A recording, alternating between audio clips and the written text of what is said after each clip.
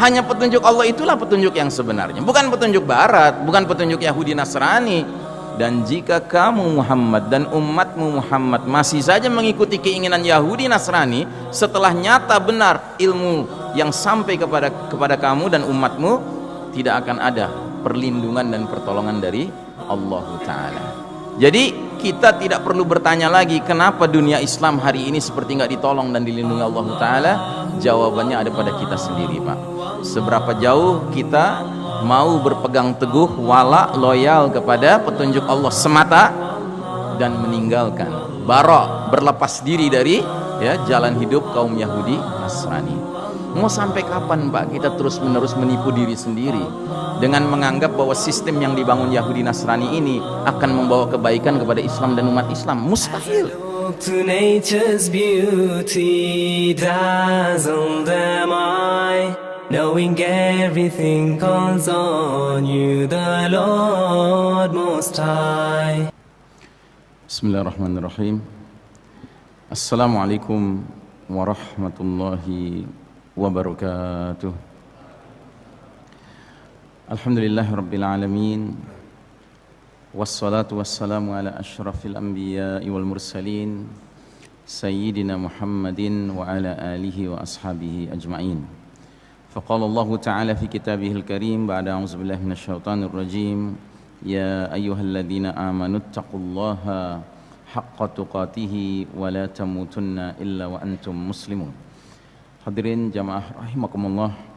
Alhamdulillah, setelah kita diizinkan Allah salat maghrib berjamaah, kita lanjutkan dengan duduk sejenak dalam majelis ilmu, dan kita masih membahas tema era fitnah gelap gulita menjelang ad-dukhan.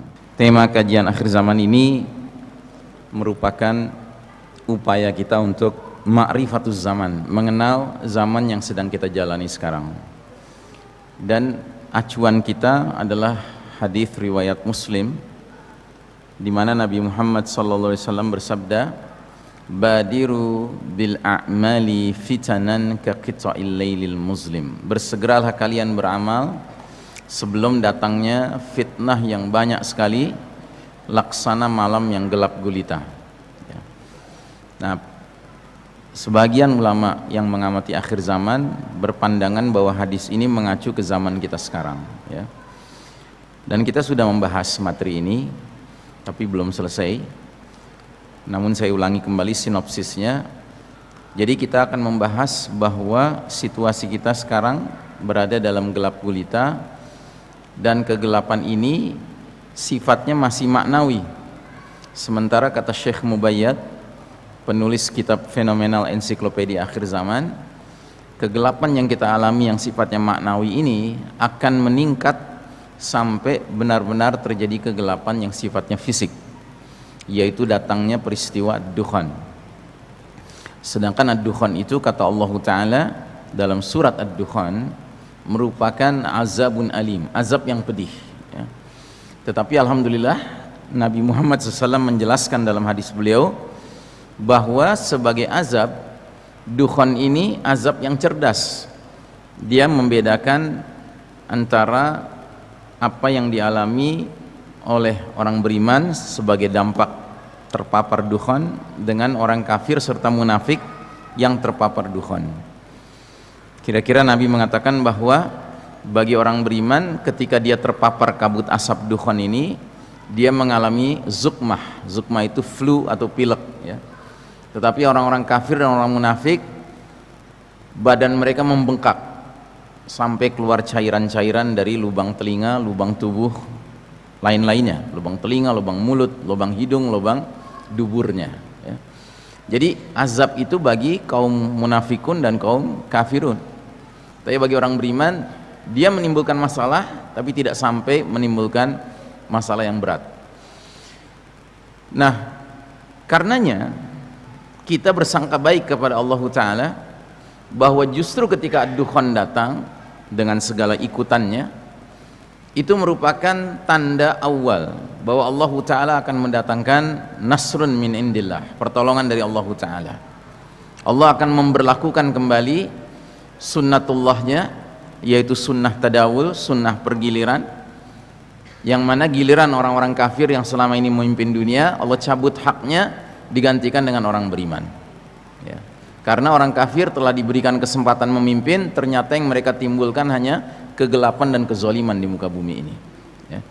Baik, kita sudah membahas slide demi slide, kita sudah membahas bahwa umat Islam sedang menjalani babak paling kelam dalam sejarahnya, dan inilah babak keempat dari 5 periode sejarah umat Islam yang disebutkan oleh Nabi dalam hadis riwayat Ahmad ini, yang mana kita sekarang di babak keempat, babak yang kata Nabi merupakan babak mulkan jabariyah, para penguasa yang memaksakan kehendak mereka.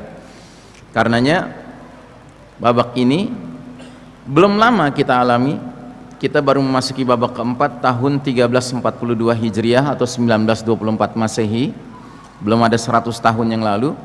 Tapi karena kita semua yang hadir di sini pastinya di bawah usia 99 tahun, berarti kita semua adalah produk babak keempat, ya. Dan kalau kita jujur mengingat masa remaja kita, barangkali masa kecil kita, saat-saat kita mulai sadar tentang problem kemasyarakatan, problem sosial politik, ya, kita rasanya tidak pernah puas dengan pemimpin yang ada. Mengapa itu? Karena Nabi sudah katakan, inilah babak di mana para pemimpinnya disebut oleh Nabi sebagai mulkan jabariyah, penguasa-penguasa yang memaksakan kehendak mereka. Dan kalau dikatakan memaksakan kehendak mereka, berarti mengabaikan kehendak Allah dan Rasulnya. Dan sepanjang sejarah umat Islam yang terdiri dari 5 babak ini, Allah Ta'ala memperlihatkan sunnatullah yang berlaku. Apa itu? Sunnatut tadawul, sunnah pergiliran. Allah berfirman, wa tilkal ayyamu nudawiluha bainan nas. Demikianlah hari demi hari, masa kemenangan dan kekalahan, kejayaan dan keruntuhan kami pergilirkan di antara umat manusia agar mereka bisa mengambil pelajaran. Sehingga kalau kita lihat sampai sejauh ini, sampai babak keempat, kita telah mengalami babak demi babak, dan kita lihat naik turunnya, ya, kondisi umat Islam. Ini ada garis merah, kami ingatkan kembali, ini bukan garis kemiskinan, ini garis batas kejayaan. Dari 5 babak sejarah umat Islam, Masya Allah, lebih banyak kita berada di atas garis putih, Pak.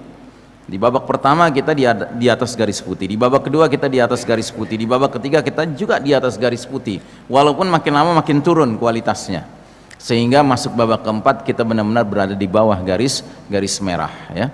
Nah, di babak pertama bagian awal, Nabi Muhammad SAW juga mengalami babak di bawah garis merah, yaitu ketika masih di Mekah. Kita tahu di Mekah yang berkuasa adalah kaum musyrikin, dan Nabi serta para sahabat mengalami penderitaan yang dahsyat sekali ketika di Mekah, mirip seperti penderitaan umat Islam hari ini, hanya saja bedanya beda skala. Dulu skalanya skala Mekah atau paling jauh skala Jazirah Arab, hari ini skalanya skala dunia, ya. Karenanya nanti juga azab yang datang dari Allah juga skalanya skala dunia. Dukhon itu bukan dukhon yang cuma meliputi Sumatera Kalimantan, enggak. Ini katakanlah simulasi awal saja, Pak, supaya kita bisa merasakan dahsyatnya asap kalau sudah menutupi kehidupan kita, apalagi kalau dia menutupi seluruh wilayah timur dan barat sebagaimana kata Nabi dalam hadis beliau, ya.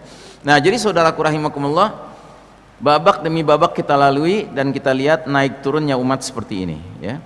Dan justru kita melewati garis merah, pindah babak dari babak ketiga ke babak keempat, ketika umat Islam luas wilayah kepemimpinan di dunianya justru pada posisi yang tertinggi, yaitu ketika Kesultanan Utsmani Turki yang sedang memimpin umat Islam, ya.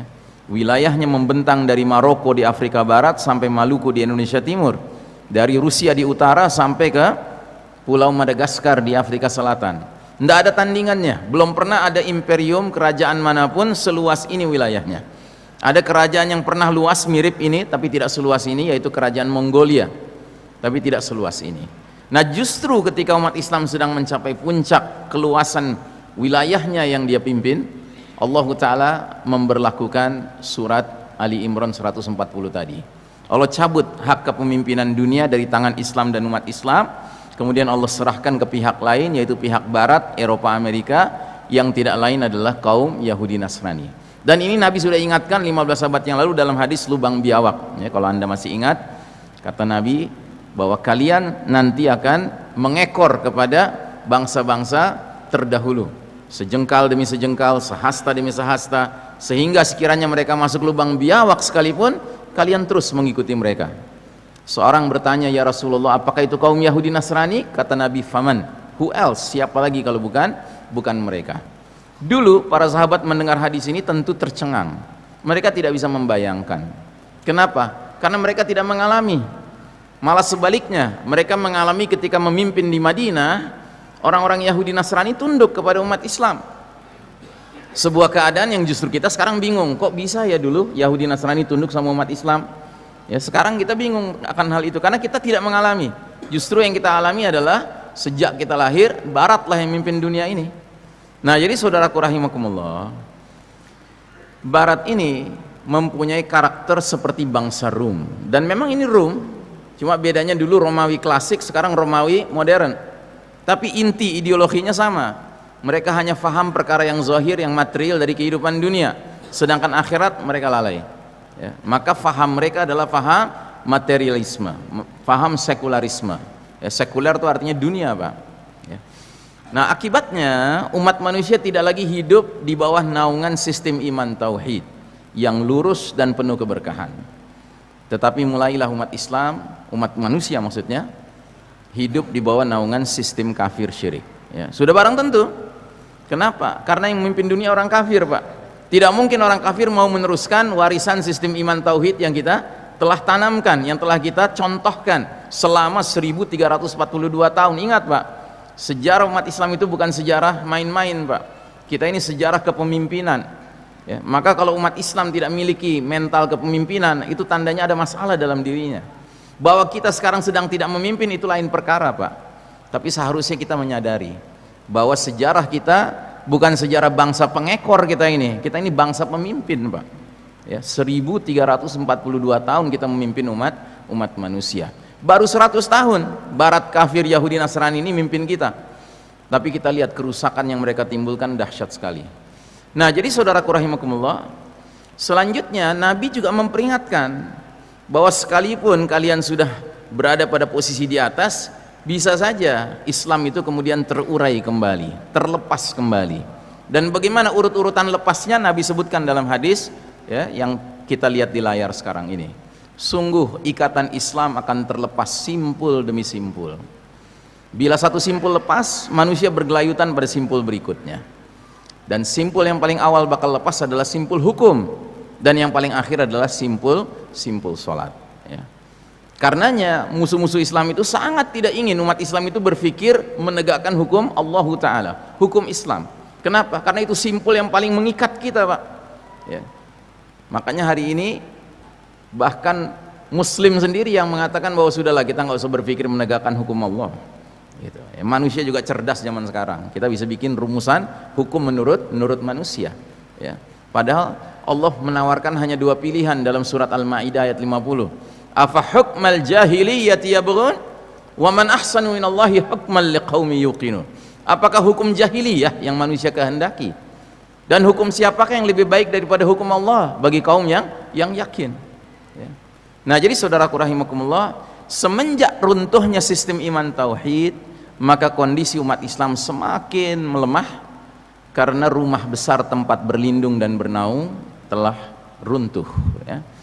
Komitmen terhadap dinul Islam semakin luntur.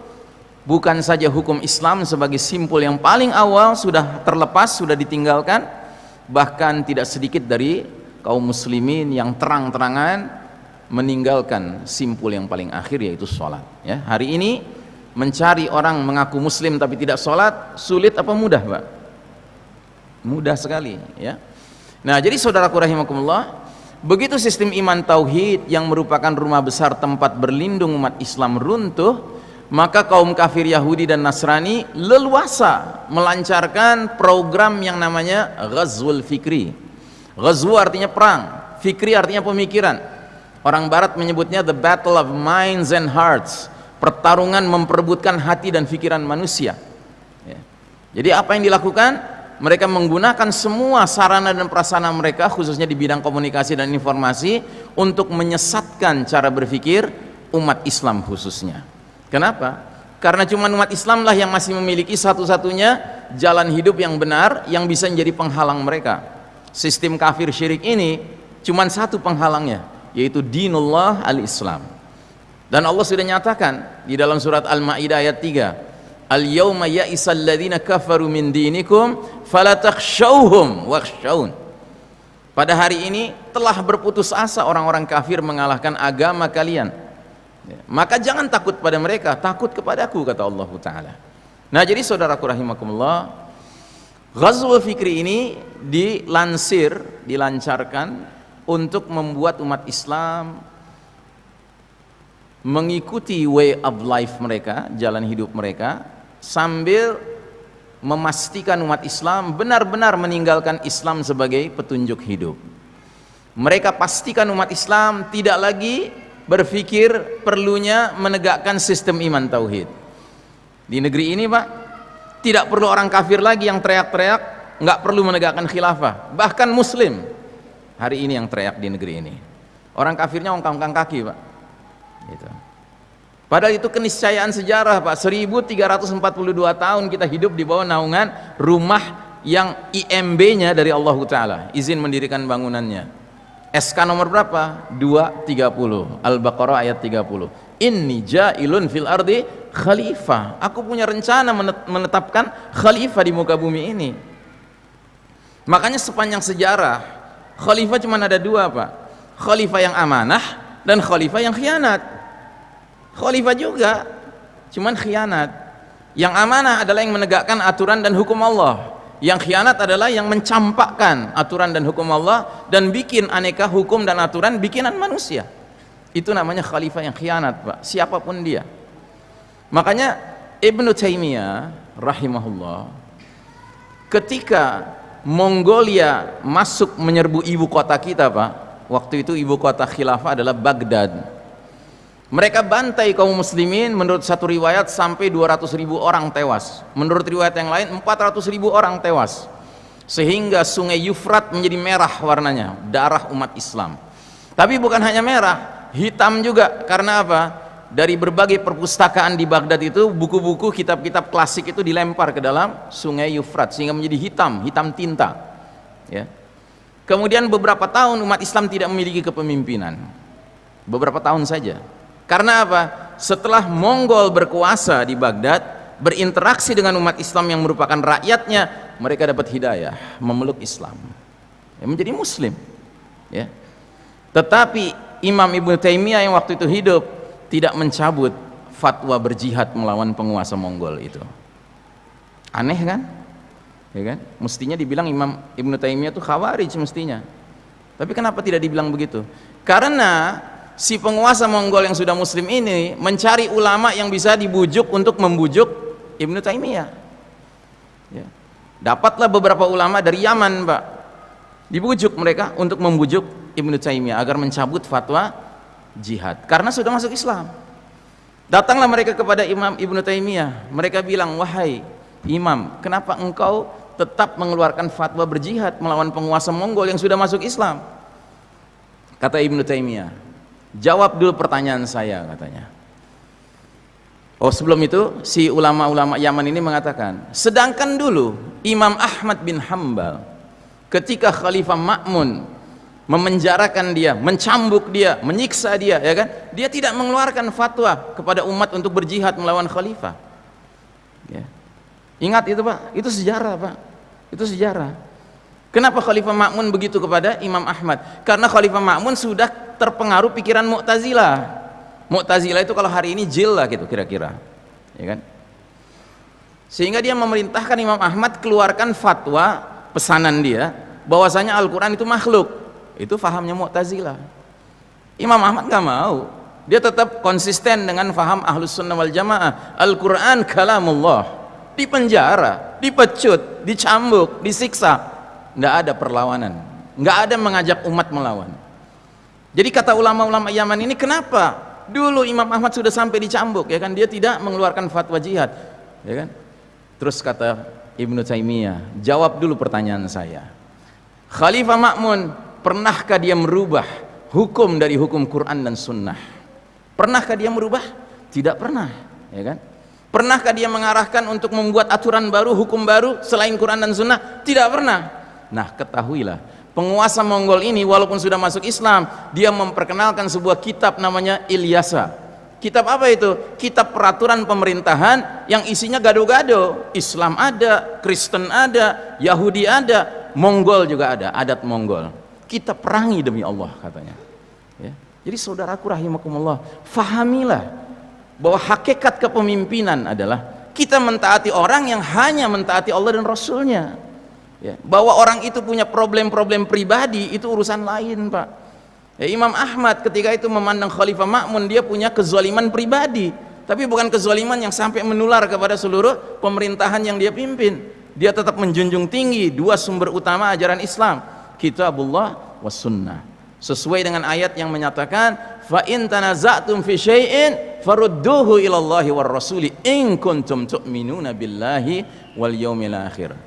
Silahkan dicatat surat An-Nisa ayat 59, ayat gacoan tafsir tentang kepemimpinan dalam Islam. Ya. Jadi intinya di ayat itu mengatakan, hai orang-orang beriman, taatilah Allah dan taatilah Rasul dan para pemimpin di antara kalian, dan jika kalian berselisih pendapat tentang satu perkara, kembalikan kepada Allah dan Rasulnya. Ibnu Katsir mengatakan kembali pada Allah dan Rasulnya maknanya kembali pada Kitabullah dan Sunnah, jika kalian benar-benar iman kepada Allah dan hari akhir. Jadi ulil amri di dalam Islam urusannya bukan sekedar punya pemimpin yang mengucapkan dua kalimat syahadat, tidak, tapi pemimpin itu menyatakan bahwa dia hanya mau loyal kepada Kitabullah dan Sunnah. Bahkan kata Ibnu Katsir, garis bawahi firman Allah Ta'ala yang menyatakan in kuntum tu'minuna billahi wal yaumil akhir, jika kalian benar-benar iman kepada Allah dan hari akhir. Yaitu syarat, Pak. Syarat masyarakat menjadi masyarakat beriman, bahwa baik pemimpinnya maupun masyarakatnya sepakat hanya Quran dan Sunnah tempat kita merujuk berbagai perselisihan di antara kita. Nah, jadi saudaraku rahimakumullah, Yahudi Nasrani tidak senang kalau kita menjadikan Islam sebagai jalan hidup, sehingga Allah Ta'ala menurunkan ayat mulia ini, walan tarda ankal yahud walan nasara hatta tattabi'a millatahum. Sekali-kali Yahudi dan Nasrani nggak akan rela, nggak akan senang sama kamu Muhammad, yang berarti juga sama umatmu Muhammad, sebelum kamu dan umatmu mengikuti millah mereka. Asy-Syaukani menerjemahkan millah sebagai minhajul haya, jalan hidup, bukan agama. Pada hakikatnya orang Yahudi tidak pernah menginginkan kita keluar dari Islam menjadi Yahudi. Kenapa? Yahudi bukan agama dakwah.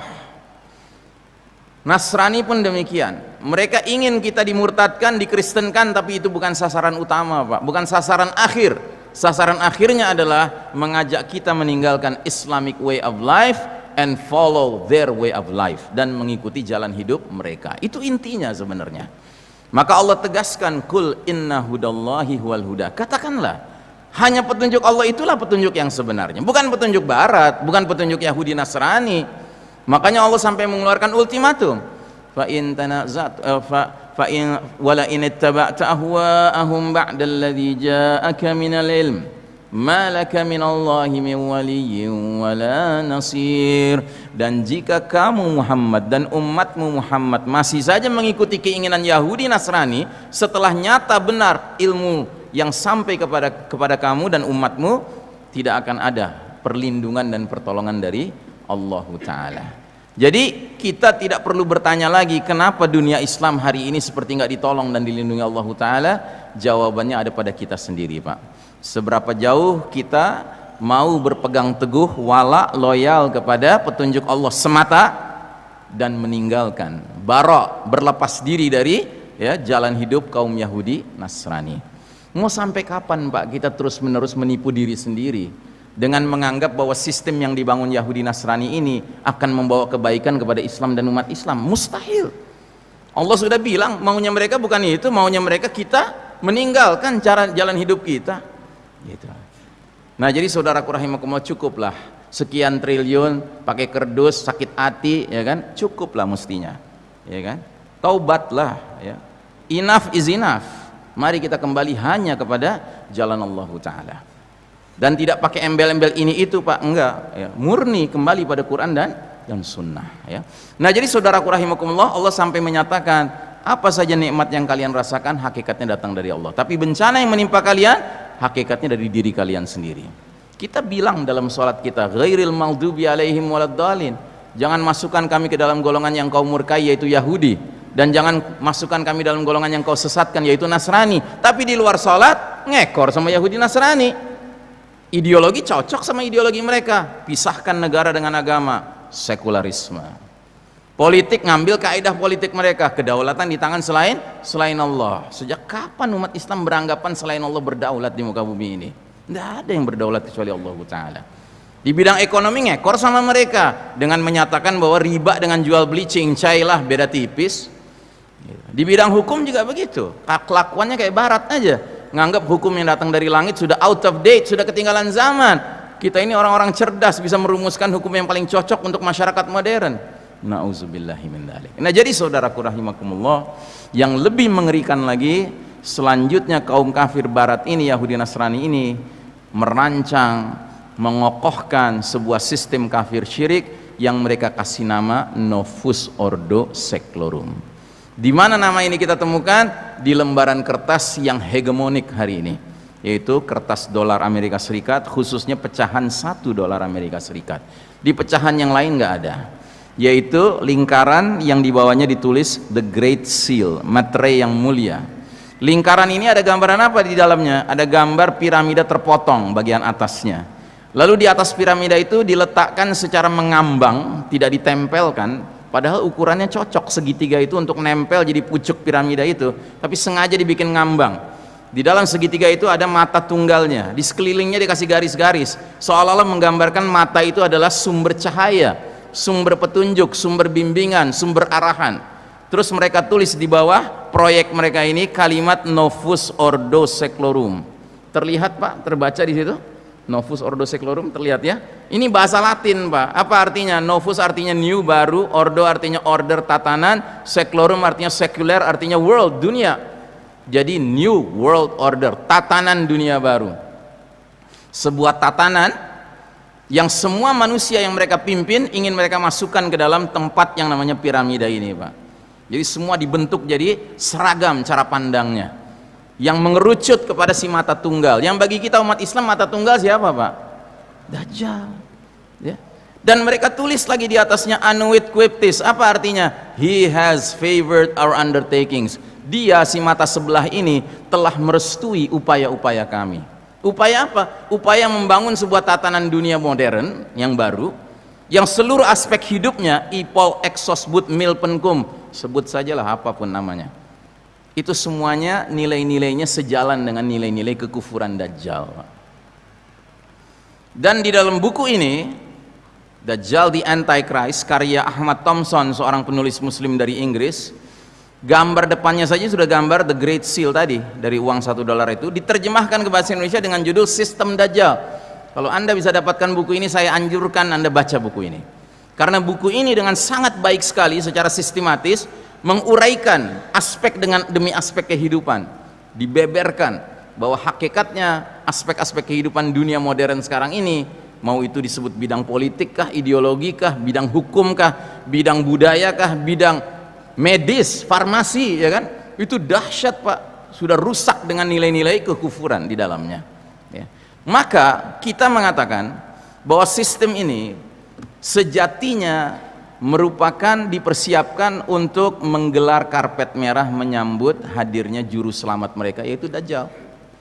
Yahudi itu menganggap Dajjal itu juru selamat mereka Pak ya. Kenapa?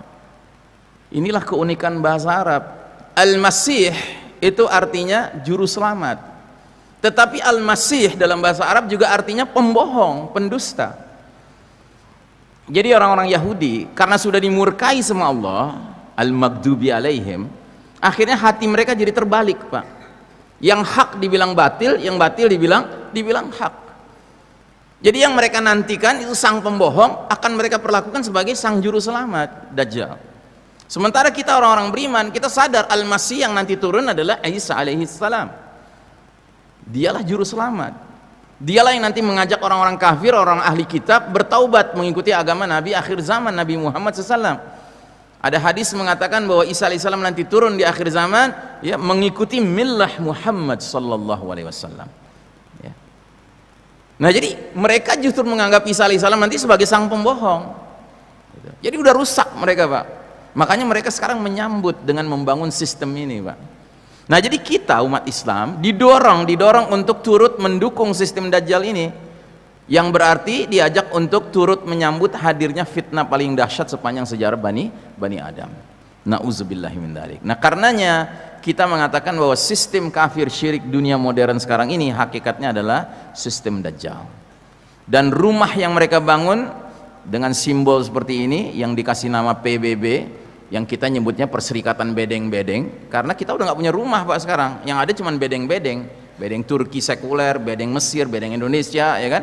Masing-masing bedeng bangga dengan bedengnya sendiri-sendiri, yang sudah beda dengan rumah tadi. Kalau rumah tadi jelas sepakat Quran dan Sunnah sebagai sumber nilai, sumber norma, sumber hukum, tapi masing-masing bedeng nyari sumbernya sendiri-sendiri, dibumbui dengan simbol lagi, Pak. Ada yang simbolnya binatang hewan, singa, ada yang simbolnya burung, ya kan? Terserah, tapi yang pasti nggak ada contohnya dari Nabi SAW simbol-simbol itu. Nah, jadi saudaraku rahimakumullah, ini cuman sekedar simbol saja PBB ini. Hakikatnya yang mereka mau dirikan apa? New World Order, tatanan dunia baru. Itu simbol yang sebenarnya, the Great Seal. Itu rencana besar mereka, Novus Ordo Seclorum. Nah, jadi saudaraku rahimakumullah, Nabi sampai menggambarkan situasi kita seperti dalam hadis ini. Kalian berada dalam era penuh fitnah, seperti malam yang gelap gulita, dan ancamannya bagi umat Islam sangat mengerikan. Pagi beriman, sore kafir. Sore beriman, pagi kafir. Kenapa itu terjadi? Karena rela menjual agama demi mengejar kenikmatan dunia. Karenanya kita katakan bahwa sedemikian masif dan destruktifnya badai fitnah yang ada, sehingga ancaman bagi umat Islam bukan hanya terjerumus ke dalam dosa-dosa kecil, Pak. Bukan pula dosa besar, tetapi dosa nawaqidul iman, pembatal keimanan. Ini yang paling mengkhawatirkan. Ini puncak kegelapan dari babak keempat ini, Pak. Bermunculannya muslim-muslim yang sadar tidak sadar terlibat dalam dosa yang kategorinya membatalkan keimanan. Dan salah satunya yang sangat populer hari ini adalah dosa al-istihza'u bid-din, mengolok-olok agama. Hari ini orang mengolok agama ada, Pak? Ada tidak? Ada. Ya, terang-terangan mereka mengolok-olok agama. Yang terang-terangan lah bilang bahwasanya itu orang-orang aneh, ya kan, belum pernah mengalami, bilang nanti ada kehidupan lain sesudah dunia ini. Nauzubillahi min dzalik. Ini mengolok-olok agama, Pak. Dua pemuda muslim di atas balkon entah di mana malam hari, ya kan, ketawa-ketawa bilang malam ini kita mau masak daging babi, tapi supaya nggak terlalu najis, ya kan, kita siram dengan sari korma dan air, minyak zaitun. Ketawa mereka. Anda pikir ini main-main, Pak? Ini serius, Pak. Timbangannya di sisi Allah bukan hal sederhana. Ini hal serius, hal membatalkan iman. Kalau ada di antara Anda punya akses kepada dua anak muda itu, ajak mereka bertaubat sebelum kematian menjemput mereka. Kenapa? Karena sejak mereka bikin video itu, kalau mereka tidak taubat, semua amal kebaikan mereka nggak ada nilainya di sisi Allah Ta'ala sebelum mereka bertaubat, ya. Nah, jadi saudaraku rahimakumullah, dan nawaqidul iman bukan hanya itu, masih ada yang lain-lainnya, ya.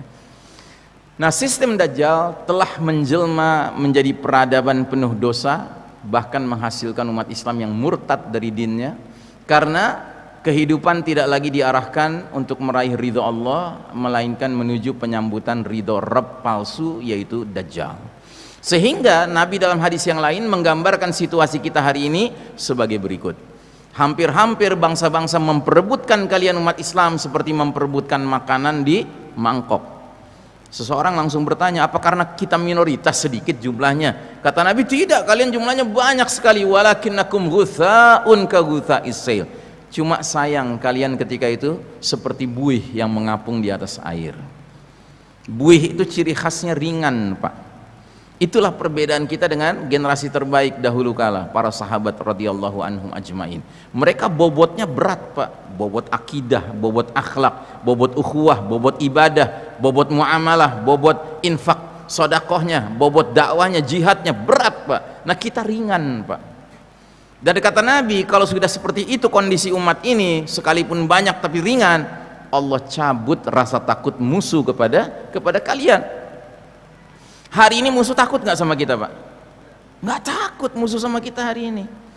Dia bikinlah skenario penusukan tanpa darah. Ajib, ada penusukan tanpa darah, Pak. Nanti lihat aja, pasti umat Islam yang jadi sasaran. Yang dibilang pelakunya pasti umat Islam, kaitannya dengan Islam. Gitu. Nggak ada takutnya Pak mereka dengan kita hari ini. Kenapa nggak ada takutnya? Karena kita nggak pantas ditakuti.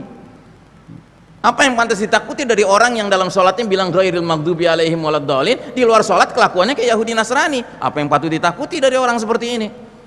Yang antara ucapan dengan perbuatannya nggak ada sinkronisasi. Nah jadi saudaraku rahimakumullah, lebih parah lagi kata Nabi SAW, dan Allah menanamkan penyakit al-wahan di dalam hati kalian. Sahabat bertanya, wa mal wahan ya Rasulullah, apa itu penyakit al-wahan? Kata Nabi, hubbud dunya wa karahiyatil maut, cinta dunia dan takut menghadapi kematian. Cinta dunia, takut menghadapi kematian pantasnya menjadi cirinya orang apa Pak? Orang kafir. Orang kafir itu cinta dunianya luar biasa Pak. Orang kafir takut matinya luar biasa. Kenapa? Karena mereka menganggap dunia is everything, dunia itu segala-galanya. Sampai-sampai ada film James Bond, judulnya apa? The world is not enough, dunia ini nggak cukup. Saking serakahnya mereka. Itu orang kafir Pak. Kalau kita orang beriman seperti orang kafir juga kaedahnya, apa bedanya kita dengan mereka? Iya kan? Maka coba lihat pendahulu-pendahulu kita, para sahabat radhiyallahu anhum ajmain, di dalam hati mereka yang ada bukan hubbud dunya, hubbul akhirah, hubbullah, hubbul jannah, itu yang mereka cintai. Hubbus syahadah, cinta mati syahid, itu yang ada dalam hati mereka. Seorang Abu Bakar Siddiq di bidang akidah, akhlak, ukhuwah, infak, sedekah, dakwah, jihad, ibadah luar biasa, saudagar kaya raya pula. Tapi prinsip hidup dia apa? Prinsip hidup Abu Bakar Siddiq, ij'alid dunya fi aidikum wa la taj'alid dunya fi qulubikum. Jadikan dunia sebatas dalam genggaman tanganmu, jangan sampai masuk ke dalam hatimu. Jadi di dalam hatinya Abu Bakar dan para sahabat lainnya pada umumnya, yang ada bukan dunia, al-akhirah. Ya. Kenapa? Karena dunia bukan tempat terakhir hidup kita. Bahkan dunia ini tempat kita mati Pak. Nah itu juga alasan kedua kenapa harus takut mati. Orang beriman mustahil takut mati. Kenapa? Allah sudah bilang dalam Al-Quran, kullu nafsin dha'iqatul maut, tiap-tiap yang berjiwa pasti merasakan kematian. Kita ini bukan takut matinya Pak, tapi takut mati yang salah, itu yang kita takut. Dan kita sibuk berupaya bagaimana caranya mendapatkan mati yang baik, husnul khatimah. Bahkan ada di antara sebagian umat Islam ini, orang-orang beriman ini, yang tidak sekedar mau husnul khatimah standar umum Pak, maunya mati syahid. Kenapa? Karena kata Nabi, orang yang mati syahid, yang mati di medan peperangan melawan musuh-musuh Allah dan terbunuh oleh musuh-musuh Allah, rasa sakitnya, matinya seperti digigit semut. Satu.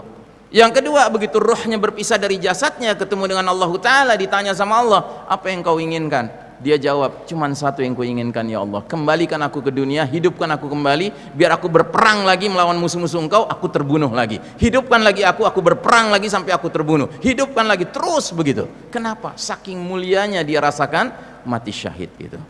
Jadi saudaraku rahimakumullah, para pendahulu kita tuh begitu Pak. Ya. Termasuk mereka yang telah mengusir para penjajah Portugis kafir, Belanda kafir, Jepang kafir, semuanya begitu. Tidak ada teriakan yang mereka teriakan kecuali apa? Allahu Akbar. Dengan niat apa? Bukan penjajahnya saja terusir, tapi semua sistemnya terusir. Tapi kan kita khianat Pak.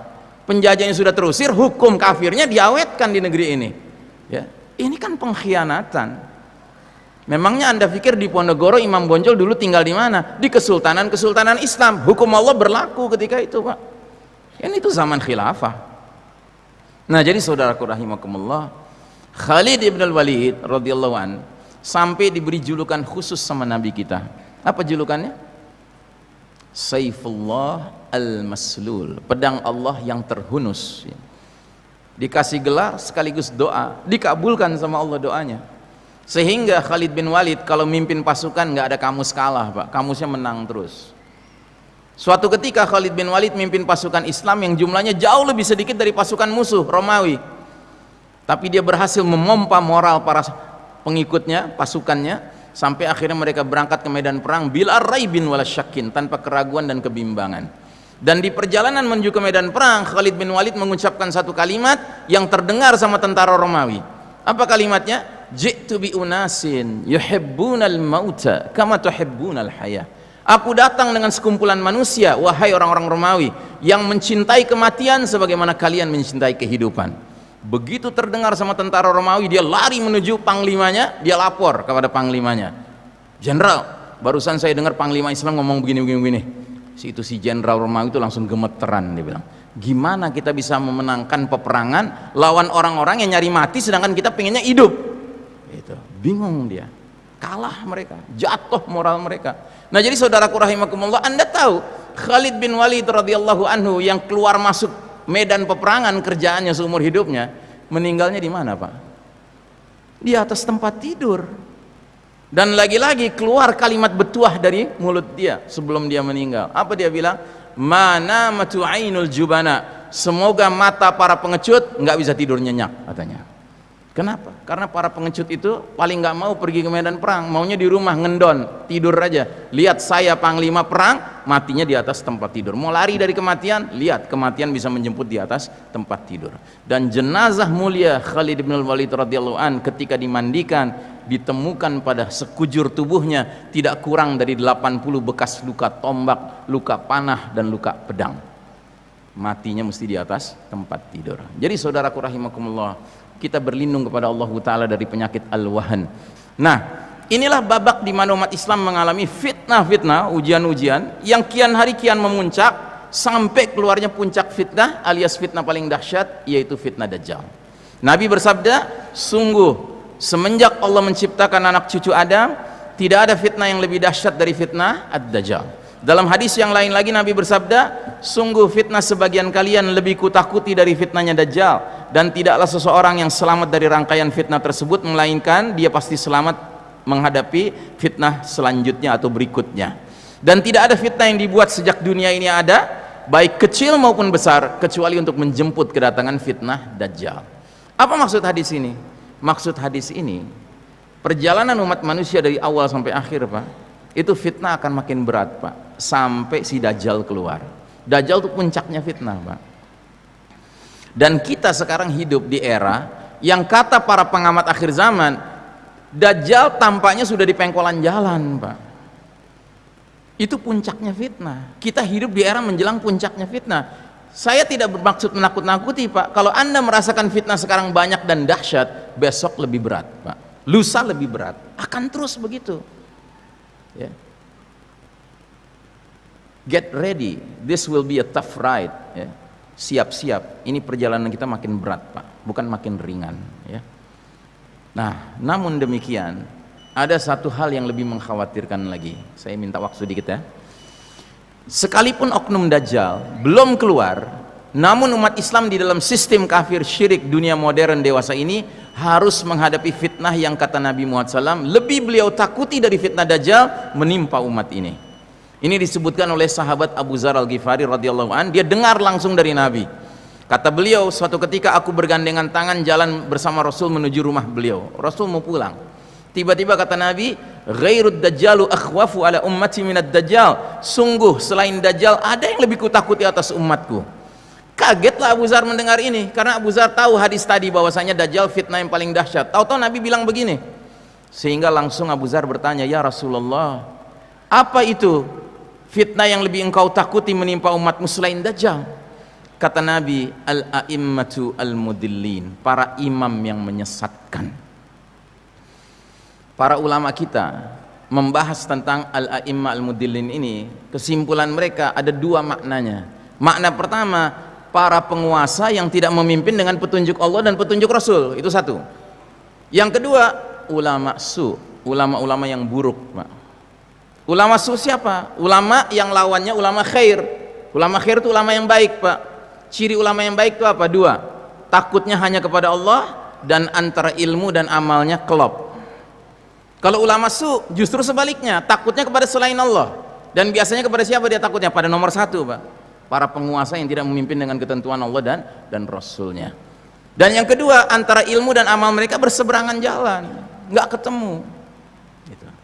Pertanyaan saya, di zaman kita sekarang ini, makna yang mana yang hadir? Nomor satu apa nomor dua? Apa? Paket hemat, Pak, dua-duanya hadir gitu. Bayangkan ya. Makanya kacau Pak dunia sekarang. Yang punya otoritas sosial politik dengan yang punya otoritas keagamaan kerja sama, ya kan? Sehingga udah sezolim apapun si pemilik otoritas sosial politik ini, yang punya otoritas keagamaan mengatakan, jangan dikritik, khawarij kamu mengkritik. Gitu. Nauzubillahi min dzalik. Ya. Dalam Islam yang namanya pemimpin itu ada dua macam. Makanya Nabi sampai mengatakan, sekalipun kamu dicambuk ya kan tetap taat sama dia. Itu kapan? Di babak ketiga tadi. Dulu di babak ketiga ketika khalifahnya masih menyatakan Quran dan Sunnah sebagai sumber keputusan. Ya. Nah jadi saudaraku rahimakumullah, sampai Nabi mengatakan dalam sebuah hadis, sudah sampaikah kepada kalian sepeninggalku nanti akan muncul para pemimpin yang barang siapa memasuki mereka itu maksudnya mendekati mereka, sekitar mereka, mendukung mereka, ya kan? Kedua, membiarkan kedustaan mereka, dan ketiga, mendukung kezaliman mereka. Kata Nabi, 3 kesialan dia akan dapatkan. Yang pertama, laisa minni, dia tidak termasuk golonganku, nggak diaku sama Nabi sebagai golongan Nabi Muhammad SAW. Yang kedua, walastu minhu, dan aku tidak termasuk golongan dia, artinya Nabi nggak mau dikait-kaitkan dengan dia. Dan yang ketiga, dia tidak akan mendatangi telagaku. Telaga Nabi itu adalah al-haud. Di hari berbangkit nanti Nabi berdiri di samping sebuah telaga, isinya air jernih, air bersih. Dia akan bagikan kepada setiap muslim yang datang kepada dia, ya kan? Terus kemudian nanti akan ada muslim-muslim, Nabi lihat, ciri-cirinya berwudu nih, dipanggil sama Nabi, ini umatku gitu kan. Kata malaikat, sana menjauh, nggak boleh mendekat sama Nabi. Kenapa? Karena kata malaikat, engkau tidak tahu apa yang mereka kerjakan setelah engkau wafat. Rupanya kerja mereka adalah apa? Mendukung pemimpin yang sepatutnya nggak didukung. Karenanya Nabi terus mengatakan, adapun barang siapa yang tidak memasuki mereka, jadi nggak deket-deket sama mereka, jaga jarak, terus tidak membantu kezaliman mereka, tidak membenarkan kedustaan mereka, 3 fadilah mereka akan dapatkan. Pertama, fahuwa minni, diaku sama Nabi sebagai golongan umat Muhammad SAW. Wa ana minhu, dan aku bagian dari dia. Nabi mau diasosiasikan dengan muslim tersebut. Dan yang ketiga, dia akan mendatangi telagaku. Nah jadi saudaraku rahimakumullah, fa'tabiru ya ulil absar, berfikirlah wahai saudara-saudaraku yang mempunyai akal, bahwa hakikat kepemimpinan bukan sekedar dia secara formal dia aku sebagai pemimpin, tidak, tapi dia memimpin dengan ketentuan Allah dan Rasulnya. Itu yang menjadi sebab kita mentaati dia. Tapi kalau dia tidak mengajak kita kepada Quran dan Sunnah, apa alasannya kita mengikuti dia? Ya. Tapi Ustadz, ada hadis mengatakan sekalipun budak kita harus taat sama dia. Tolong hadisnya dibaca lengkap, karena hadis itu harus didukung dengan hadis yang lain yang mengatakan sekalipun kalian dipimpin oleh budak yang hitam dari Habasyah, dari Ethiopia, yakudukum bi kitabillah, memimpin kalian dengan kitab Allah, isma'u wati'u, dengar dan taat pada dia. Ada catatannya Pak, itu budak tetap memimpin dengan ketentuan kitab Allah, ya. Ini nggak ada kitab apa yang dipegang gitu ya, itu ya kan, ngapain kita nurut sama pihak yang hakikatnya ngajak kita ke Allah dan Rasulnya. Nah jadi saudaraku rahimakumullah, era mulkan Jabrian di mana sistem Dajjal, bentukan kaum kafir Yahudi Nasrani sedang menguasai dunia, didukung oleh para pemimpin yang menyesatkan ini, telah melahirkan peradaban penuh dosa sehingga memurtadkan banyak umat Islam. Dan kegelapan yang kita alami sekarang berawal dari kegelapan yang sifatnya maknawi, namun dengan berjalannya waktu dia akan semakin pekat sampai Allah Ta'ala mentakdirkan datangnya kegelapan yang fisik. Apa itu? Peristiwa Ad-Dukhan. Ad-Dukhan dikatakan oleh Allah dalam surat Ad-Dukhan di ayat ke-11-nya, yaghshan nas, meliputi semua manusia, wa hadza adzabun alim, ini azab yang pedih, ya.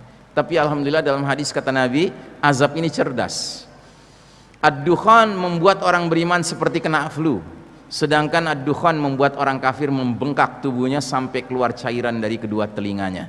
Kata Ali bin Abi Thalib, lalu asap itu akan menghembus orang kafir sampai binasa. Kalau kata anaknya Umar bin Khattab, asap itu akan masuk ke telinga orang kafir dan munafik sampai kepala mereka dirasakan seperti kepala hewan yang terpanggang. Jadi yang jelas tersiksa adalah kaum kafir dan kaum munafikun. Jadi babak mulkan Jabrian ini, di mana sistem Dajjal menggurita secara mendunia, telah melahirkan peradaban manusia yang mempertontonkan kesombongan, kemungkaran, kemaksiatan, kezaliman, kesyirikan, kemunafikan, kekufuran yang luar biasa terhadap Allah Rabbul Alamin. Ketika Allah menilai bahwa peradaban ini sudah melampaui batas togo, maka Allah pasti mendatangkan azab yang berskala dunia. Ya, bayangkan saja, dulu di zaman Nabi Lut alaihissalam, LGBT dipraktekkan di 7 kota, semuanya di satu negeri, namanya Sodom. Sedangkan hari ini Pak, LGBT sudah dihalalkan hukumnya, ya, pernikahan sejenis kelamin sudah halal hukumnya di 23 negara di seluruh dunia Pak.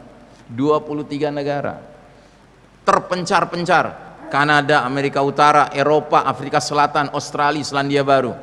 Belum lagi negeri-negeri Asia yang sedang ngantri jadwal di parlemennya membicarakan tentang LGBT. Taiwan, Hong Kong, ya kan, itu semua tuh menanti saja.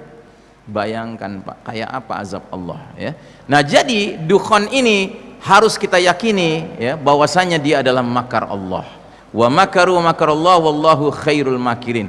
Orang-orang kafir membuat tipu daya sistem Dajjal ini, tetapi Allah akan balas tipu daya mereka dengan mendatangkan dukhon dengan segala perangkat-perangkatnya. Jadi badai fitnah dukhon dan fenomena alam lainnya ternyata justru membawa kepada kondisi yang mengisyaratkan bahwa Allah Ta'ala akan segera menggilir kembali kepemimpinan dunia kepada kaum beriman sesudah kaum kafir berjaya namun memanfaatkannya untuk menebar kegelapan dan kezaliman. Jadi ayat ini akan berlaku lagi, cuman arah panahnya bukan ke bawah. Kalau kemarin arah panahnya ke bawah dari babak ketiga ke babak keempat, nanti kita berpindah dari babak keempat ke babak kelima, ke atas Pak, ya. Dan saya termasuk orang yang bersangka baik melihat kelakuan umat manusia yang makin hari makin layak diazab. Kelihatannya datangnya dukhon nggak lama lagi Pak, gitu. Cuma jangan karena alasan itu kita malam-malam sholat tahajud berdoa, ya Allah segerakan datang dukhon, bukan begitu, ya kan. Jangan kita mengharapkan fitnah, jangan. Tetapi yang pasti kalau itu terjadi, kita harus menjadi orang beriman yang cerdas, ya, yang melihat apa yang ada di baliknya. Nah, jadi saudaraku rahimakumullah, hakikatnya perpindahan kita dari babak keempat di mana kita hidup sekarang menuju babak kelima penuh kejayaan nanti harus melewati masa transisi yang memang penuh ujian, penuh tantangan, penuh kesulitan.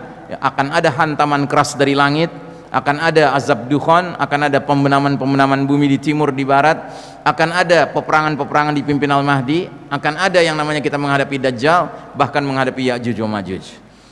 Dan ini semua kaedahnya adalah inna ma'al usri yusron. Sesungguhnya bersama kesulitan ada kemudahan. Ada satu yang saya lupa sebut, akan terjadi shutdown of modern technology. Nah, ini penting saya garis bawahi, karena apa? Karena sebagian besar kita sudah terlalu nyaman dengan teknologi canggih, padahal justru teknologi canggih inilah andalan utama sistem Dajjal ini. Kalau dia hancur Pak, teknologi canggih, dia tidak bisa berlaku di mana-mana sama sekali. Dan itu menguntungkan bagi kita, kata Syekh Mubayyad. Kenapa? Karena tiba-tiba barat kafir yang tadinya merasa digdaya dengan teknologi canggih, dengan kita kaum muslimin menjadi setara. Tadinya mereka di atas kita, ya, mereka bisa menzolimi kita dengan kecanggihan teknologi. Nanti kalau sudah nggak ada teknologi Pak, kita jadi setara. Dan kalau sudah setara, kaidah Betawi bisa kita pakai. Lo jual, gue borong, gitu. Dengan catatan kita mempersiapkan diri dan generasi. Ya, persiapkan latihan berkuda, latihan memanah, latihan berenang, ya, dan berbagai persiapan lainnya, ya, yang memang diperlukan dalam situasi dunia yang berubah sama sekali kelak nanti. Mudah-mudahan apa yang saya sampaikan sore hari ini menjadi ilmu bermanfaat untuk kita semua. Saya tidak bermaksud menakut-nakuti, tapi ini peringatan, ya, karena sesungguhnya dunia hari ini benar-benar berada dalam keterpurukan yang patut kita fahami bersama. Demikianlah, mari kita tutup dengan doa yang disunnahkan Nabi kita, doa kifaratul majlis. Subhanakallahumma wa bihamdika asyhadu an la ilaha illa anta astaghfiruka wa atubu ilaik. Walhamdulillahirabbil alamin. Wassalamualaikum warahmatullahi wabarakatuh. Assalamualaikum. Bersama Saling Sapa TV.